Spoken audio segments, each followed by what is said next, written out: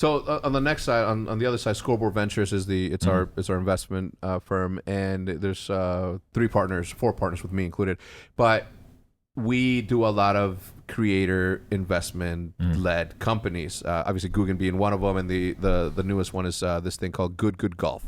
The Good guys, Garrett and company, and that to me is like, I'm not a golfer myself, but I do understand like the way that things should be sort of approached from that, and we've had such a incredible success with Guggen, obviously because of the creators at Guggen are insane, right? Like they know what they're doing, they know the strategy, they know the whole thing, right? Good is the same way. Like it's a young brand that's like about to blow up, and again sort of disrupt the way that golf has been, because golf hasn't seen the same way as basketball hasn't seen, the same way that baseball hasn't seen. They have not seen an influencer come into their space. I mean, obviously, what's the guy's name? The super popular golfing YouTuber, also the Frisbee guy. Brody Smith. Yeah, Brody Smith. Yeah, he's here too. He's actually like 10 miles away from Exactly, here. right? So they're all here. Yeah, so that sort of disruption in the space hasn't happened to the level that has just happened in fishing, the way that it's happened in esports and gaming entertainment, right? Because still to this day, and I'm not talking shit. Like it professional players deserve what they get from a salary perspective, but the disruption came with when people like Optic came into play, and we said, hey, look at us, look at our YouTube channel, look at our views, don't look at this company who only competes and that's all they do. You know what I mean? So it happened in fishing, it's going to happen in golf, and it's like obviously think about the opportunity, and I know you have, obviously, but I'm saying this just for anybody watching. Think about the opportunity that anybody watching this has. Like, I have a lot of dogs. If I wanted to create a dog channel, I would be the perfect guy to create a dog channel. Is there a dog vlog out there? There isn't. There are massive there are massive influencer dogs out there. Crusoe being one of them, and I'm only know because my daughter and Jude are into that. I'm not into that, but that is a massive industry as well. Without question. Yeah. You know what I mean? I think look, I can place my bets on other shit, but I think that pets is like the next thing that's gonna. I mean, it's already big, so I guess it's just adding on to that. Yeah, it's already a multi-billion-dollar industry. I mean, the amount of pet food sold per day. But yeah, I totally agree with you. So we buy 90%. You guys have 5? 8. What? Huh? Why don't we have a channel? Do I need to help you guys put together a channel? Yes, we please. need a dog channel. That'd be amazing. 100%. Henry the Great and his crew of mates. Yeah, that's what we need Holy to do. Shit, but we were talking about this for the podcast, right? That I think that where I see a lot of value is in these channels that aren't in the biggest spaces like gaming and beauty. I see a lot of opportunity in these smaller genres of content, home renovation. You said, fishing, hunting. Yep. That's where I see a lot of opportunity for even creators trying to break through. I'm so sick of hearing that you can't start a YouTube channel now and actually, gain followers and gain traction. Yes, you can. Just be original. You can't make the same gaming videos a typical gamer makes and think you're just going to blow up and be as popular as him. It's not going to happen. You have to be original. You have to innovate. And there's a lot of areas on YouTube that you can do that right now. A lot. Again, I don't want to fucking beat a dead horse, but anything and everything that anyone is interested in that wants to create a piece of content, guess what? You're not the only human that likes that one thing that you do. Graffiti, for example, there's like 2 dudes that do... Not that, maybe like 3 to 4 million views a month. That's 3 to 4 million views a month that can equate to, let's call it, an $8,000 check a month. You know what I mean? Creating something. Yeah, ZHC is going to do, I don't know, 75 million views a month on, creativity and like he's, what was his latest video? It was customizing a Tesla, I believe. Something like that. No, the latest one is right? Customizing a $10 million house. There you go. Yeah. Yeah, I didn't watch. I no bullshit, not because of him or anything. I've never watched. I watched the one he did with Rug because the Lamborghini. The Lamborghini.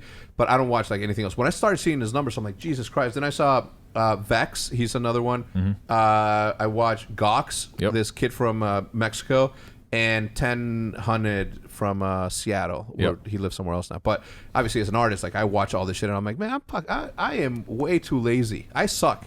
I gotta make time for art. I gotta make time to upload art, and I just not doing that. Yeah, you understand like what all goes into that though. Like Zach ZHC puts a lot of time into his videos. Some videos take weeks to film. Like when they did that bus, they created that bus for the Hype House and delivered that bus to the Hype House. That bus took 10 to 20 days to paint. I mean, it's a long process to get that done.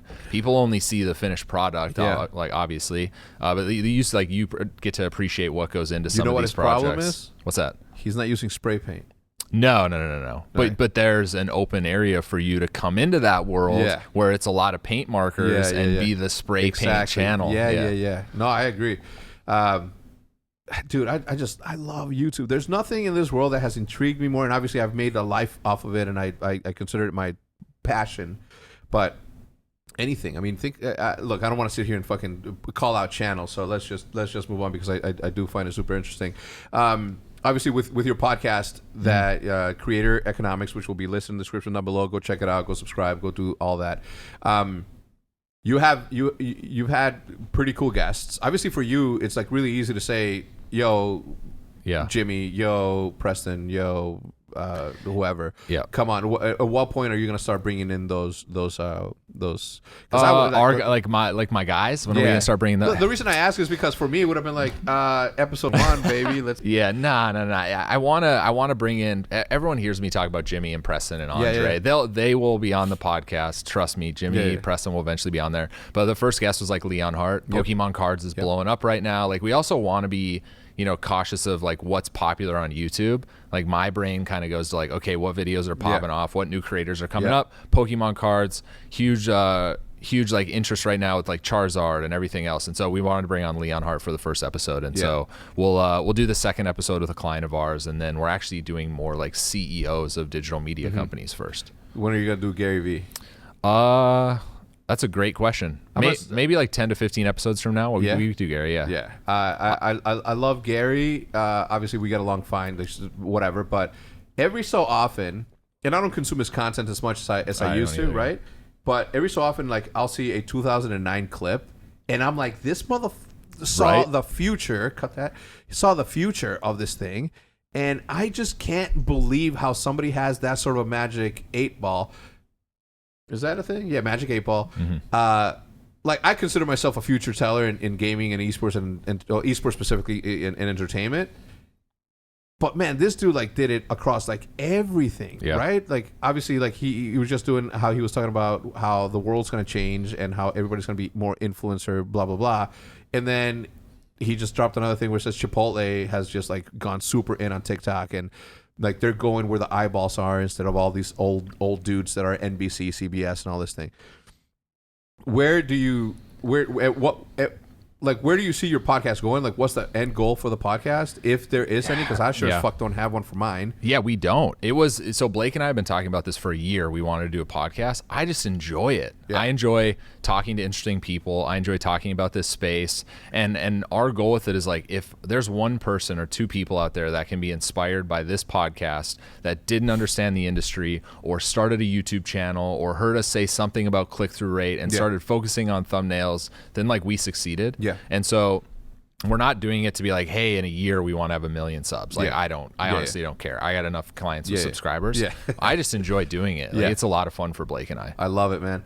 I'm gonna tell you why I love it. One, because I thought we needed something like your podcast because I can only do this. Like I don't get into the weeds the way that you guys do in it, and that to me is like super fascinating. And the audience for that specific thing is so massive that all it needs to do is just like be presented to the audience, because everybody that watches this, everybody's an aspiring YouTuber no matter what they say. Yeah. Everybody that does anything in gaming or in anything that's on YouTube, they want to do that themselves for themselves, right? Like that's the end goal for everybody is to work for themselves essentially. Matt, don't get any ideas?